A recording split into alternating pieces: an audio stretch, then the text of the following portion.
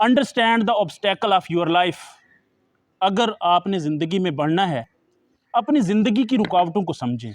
آیا کہ میری زندگی میں ناکامی والی کون سی ایسی چیز ہے جو مجھے ڈاکٹر نہیں بننے دے رہی, جو مجھے انجینئر نہیں بننے دے رہی, جو مجھے کوئی آفیسر نہیں بننے دے رہی؟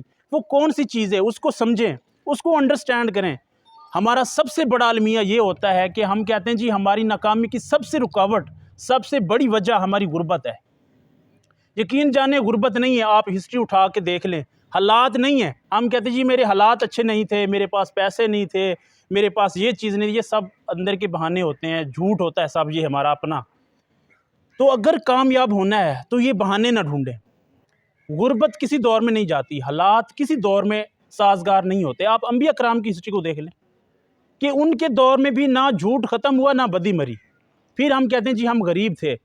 غریب ہونا کوئی جرم نہیں ہے, غریب مر جانا بہت بڑا جرم ہے. غریب تو وہ ہے جس کے ہاتھ نہیں ہے, جس کے پاؤں نہیں ہے, جس کے پاس عقل نہیں ہے, جس کے پاس دیکھنے کی صلاحیت نہیں ہے. ہر وہ بندہ امیر ہے جس کے پاس یہ تمام صلاحیتیں اچھی ہیں, یہ تمام نعمتیں ہیں. وہ ان کو یوٹیلائز کر کے وہ اپنے مقصد کو, اپنے ایمبیشن کو حاصل کر سکتا ہے. ادروائز اس کے بغیر کوئی کامیابی ممکن نہیں ہے.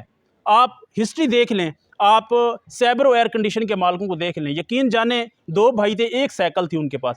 سیبرو ایئر کنڈیشن کا برانڈ چلتا ہے پوری دنیا میں, وہ اب ان کے مالک ہیں, ملین بلینز میں کھیل رہے ہیں. کیا تھا ان کے پاس؟ یہی مقصد تھا کامیاب ہونے کے لیے. انہوں نے غربت کو نہیں دیکھا. ایک سائیکل تھی, ایک بھائی بیٹھتا تھا دوسرا چلاتا تھا. بیٹا جس نے کامیاب ہونا ہے وہ لالٹینوں پہ بیٹھ کے کامیاب ہوئے.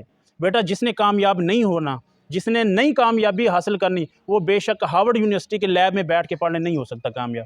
اپنی زندگی میں یہ سوچ لیں, اگر کامیاب ہونا ہے یہ عذر بہانے, یہ غربت کچھ نہیں کرتی. صرف آپ کا اپنا پیشن ہے, جذبہ ہے, شوق ہے. اگر آپ میں لگن ہے, تڑپ ہے,